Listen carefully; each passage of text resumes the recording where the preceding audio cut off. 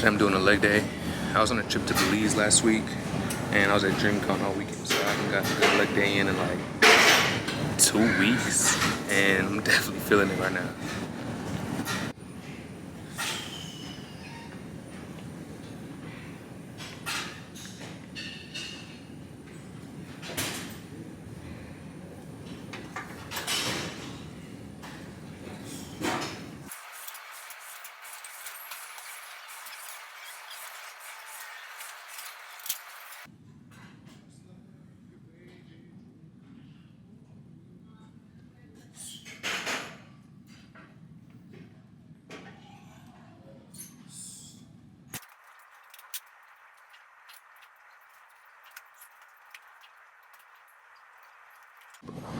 I hate RDLs. It always tears my fingers up. I have a terrible grip strength right now, but it feels so good on my lower back that I just be like, fuck it.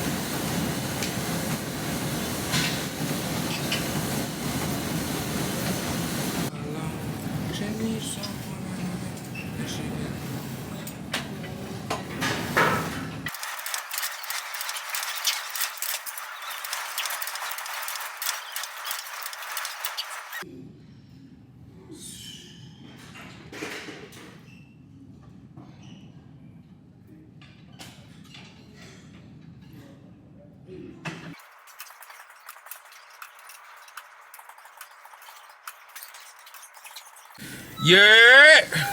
So after I did the hamstring curls, I did 2 sets of calf raises. And then that's pretty much it, bro. It's my first leg day in like 2 weeks. And I'm not gonna lie, I definitely feel that shit right now. My legs were shaking like Bambi. Hitting on many trees, feel real linen. Spitting on enemies, get the steel for 10 men. With no brains but gum flap. He said his gun clapped, then he fled after 1 slap. Son shut the trap, save me for. But that's pretty much it. I'm about to head home right now and make dinner. And I gotta run by the library. Let's go. Recycles. I'm gonna ask her for some head. I'm gonna ask her for some head. I'm gonna ask her for some head. What's good, y'all? So I was lucky enough to get to spend this past weekend at Dreamcon 2026, and seeing how it was my first Dreamcon experience, or first convention experience in general, I kind of just wanted to make a short video talking about what I learned and some advice and tips that I picked up while I was there. So let's get into it. So first off, I just wanted to start by saying that Dreamcon 2026 for me was a 10 out of 10 experience. I got to meet so many creators, big and small. I sat in on a bunch of different panels. I really tried to make the most out of my experience and try to just keep myself busy. Even if I had some downtime between an activity that I really wanted to do, such as like the Easter Bray panel or bigger events that I knew would be packed out, I kind of tried to kill the time by sitting in on some of the smaller panels that weren't as known about or weren't as populated. One of the panels I did get to sit in on was a panel with the CEO of Twitch. I think his name's like Dan Clancy, and it was really fun to pick his brain. And what I took away from that the most was that Dan is a very down-to-earth, chill, humble guy. Like if I just saw him out in the street, I wouldn't even think he was the CEO of probably the biggest company in the world right now, or one of the biggest companies in the world. Like he was dressed very casual. He spoke to us in a way that was very easy to comprehend, but you could tell he's a really intelligent guy. And like no glaze, like I don't know the guy like that or nothing, but it was really nice to get to sit on this panel and get to pick his brain a little bit. So that was really cool.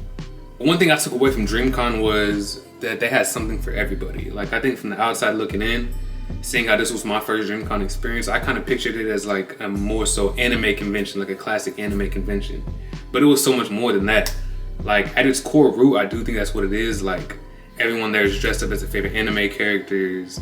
The cosplayers were off the chain. I saw so many fire cosplays. I myself had a couple cosplays. I'll add some pictures in right here.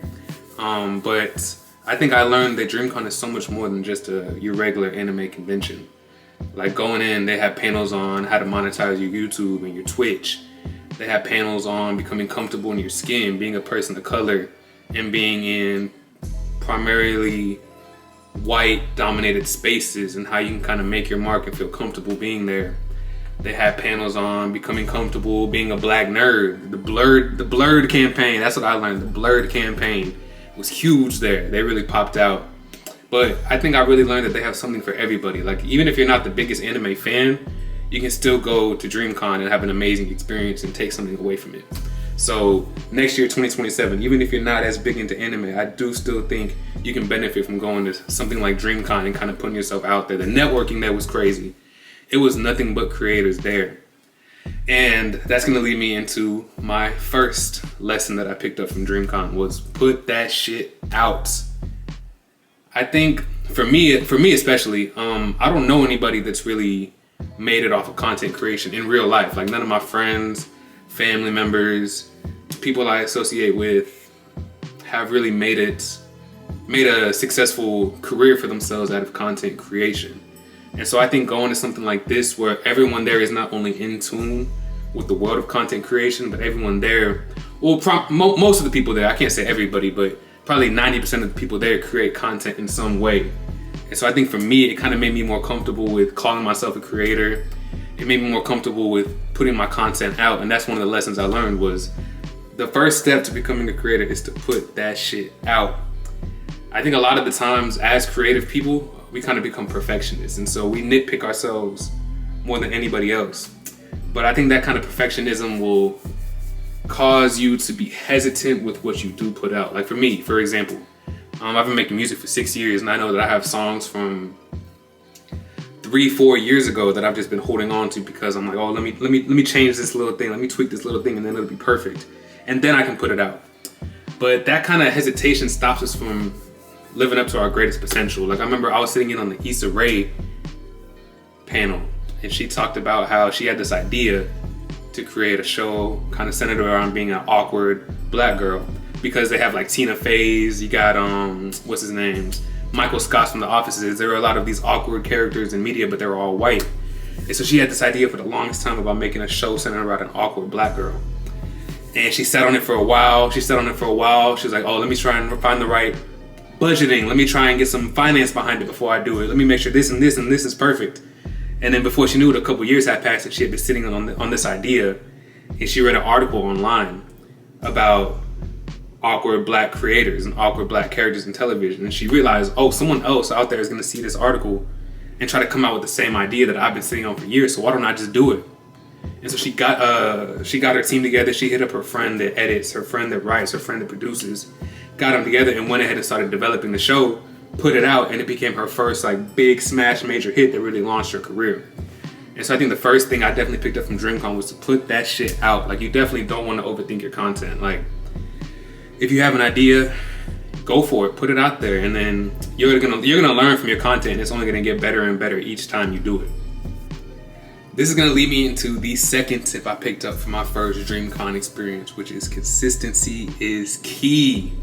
Now I know it's kind of a cliche, like we hear that all the time, but it was the major sentiment being pushed by every creator that I listened in on was consistency is key.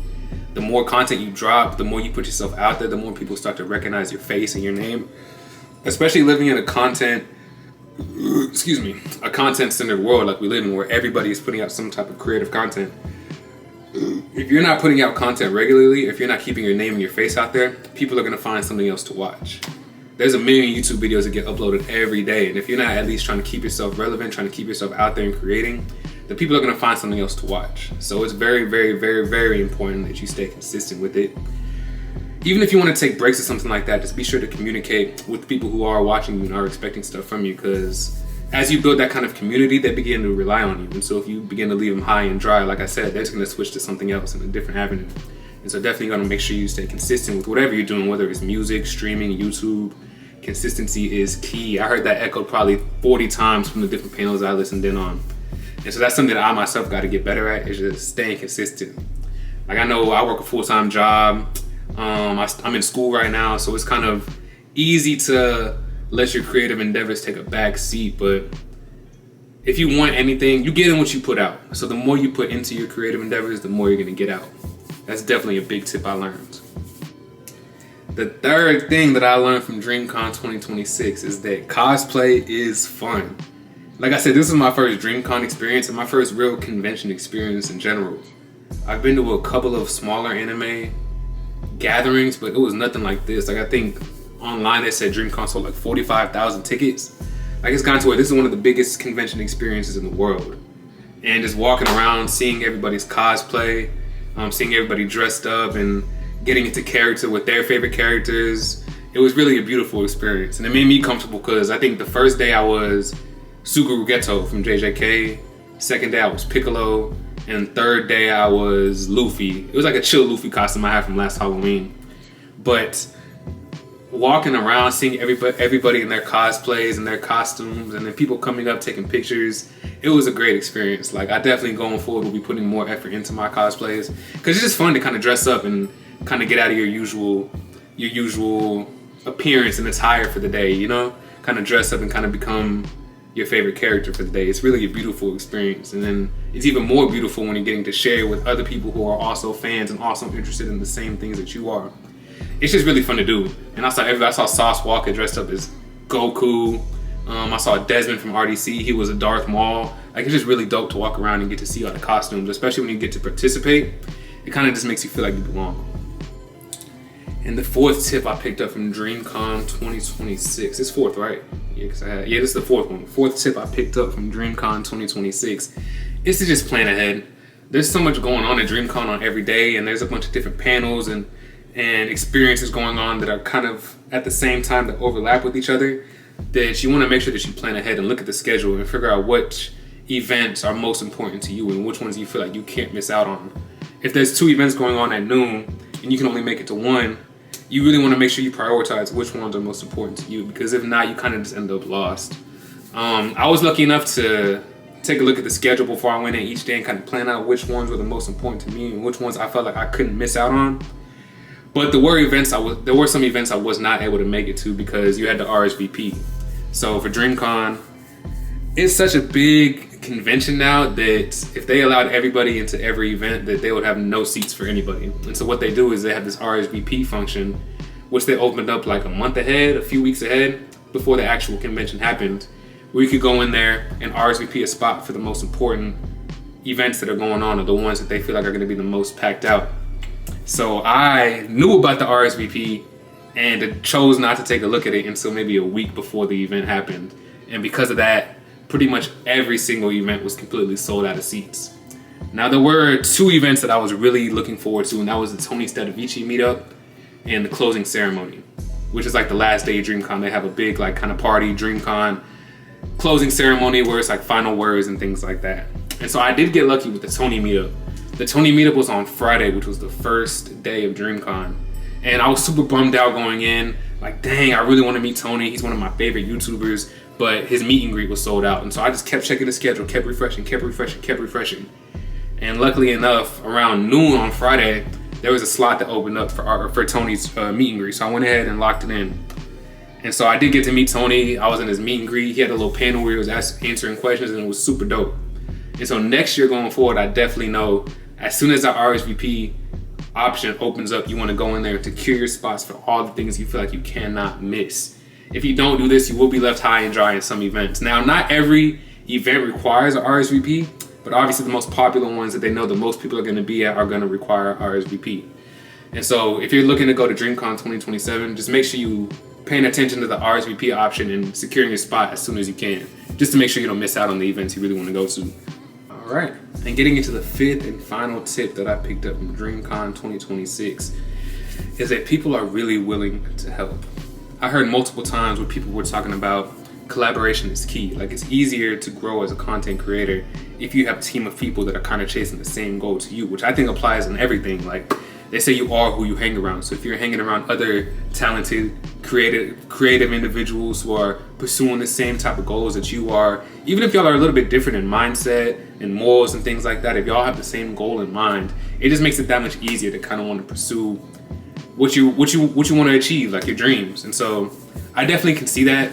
like I said, from being at Dreamcon and being around other creative centered folks, it definitely put a battery in my back that, hey, this is something that I can pursue, and this is something that I can achieve, even if it's to whatever degree I'm able to get it to. Like, it just made it a more realistic possibility for me. Like I said, coming out of a small town, I don't really know too many people that have made a career or a success out of themselves off of doing content creation.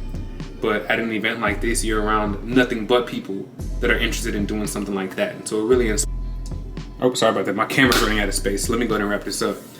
But yeah, you just really want to find a team of people that are interested in the same thing as you. It just makes it that much easier for you to want to put yourself out there more and chase your dreams. Whether it's creative, whether it's business, whether it's marketing, anything like that, surrounding yourself with a team of people that have the same goal as you will really put a battery in your back and inspire you to keep on creating. But that's going to wrap up my little vlog / dream cap video. Like I said, 10 out of 10 experience for Dreamcon 2026. I will definitely be coming back next year, and I'm coming even harder with my cosplays. Like, I'm already starting to plan ahead about what I want to do. But thank y'all for watching, and if you were at Dreamcon with me and you happen to see this video, if you have any pictures of us together, be sure to send it in my Instagram down below, and I'll catch y'all later.